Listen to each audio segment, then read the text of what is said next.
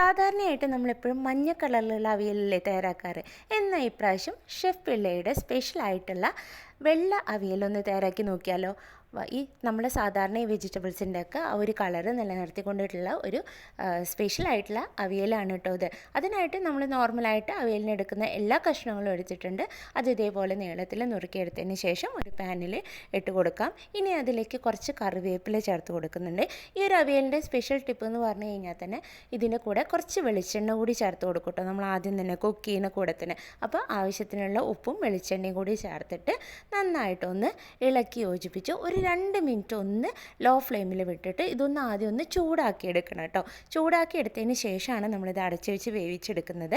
ആ ഒരു സമയം കൊണ്ട് തന്നെ 1 കപ്പ് നാളികേരം ചിരകിയത്, ഒരു നുള്ള് നല്ല ജീരകം, ഒരുപാട് ജീരകത്തിൻ്റെ ആവശ്യമില്ല, പിന്നെ 2-3 പച്ചമുളക്, കുറച്ച് കറിവേപ്പില, ഇത്രയൊന്ന് ചതച്ചെടുത്ത് മാറ്റി വയ്ക്കാം.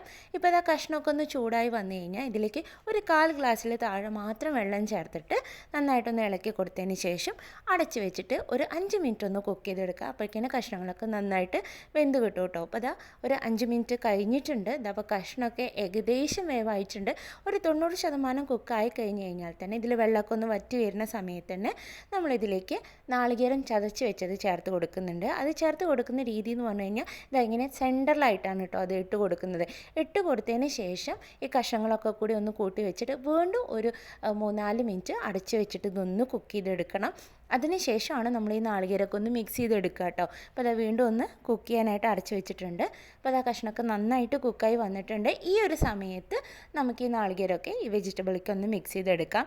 ഇതൊന്ന് ചൂടായി വന്നതിന് ശേഷം ലോ ഫ്ലെയിമിൽ വെച്ചിട്ട് ഇനി നമ്മളിതിലേക്ക് ബാക്കിയുള്ള കട്ട തൈര്, ഒരു 1/2 കപ്പ് നല്ല കട്ട തൈര് ചേർത്ത് കൊടുക്കുന്നുണ്ട്.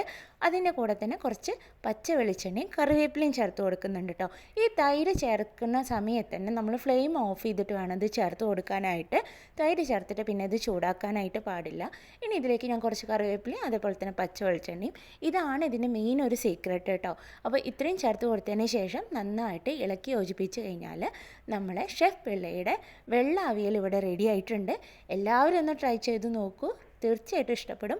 ഇഷ്ടപ്പെട്ടാൽ വീഡിയോ ലൈക്ക് ചെയ്യാനും ഷെയർ ചെയ്യാനും അതേപോലെ തന്നെ ചാനൽ ഇതുവരെയും സബ്സ്ക്രൈബ് ചെയ്തിട്ടില്ലെങ്കിൽ ഒന്ന് സബ്സ്ക്രൈബ് ചെയ്യാനും മറക്കരുത് കേട്ടോ. അപ്പോൾ വീണ്ടും നല്ല റെസിപ്പീസായിട്ട് കാണാം. താങ്ക്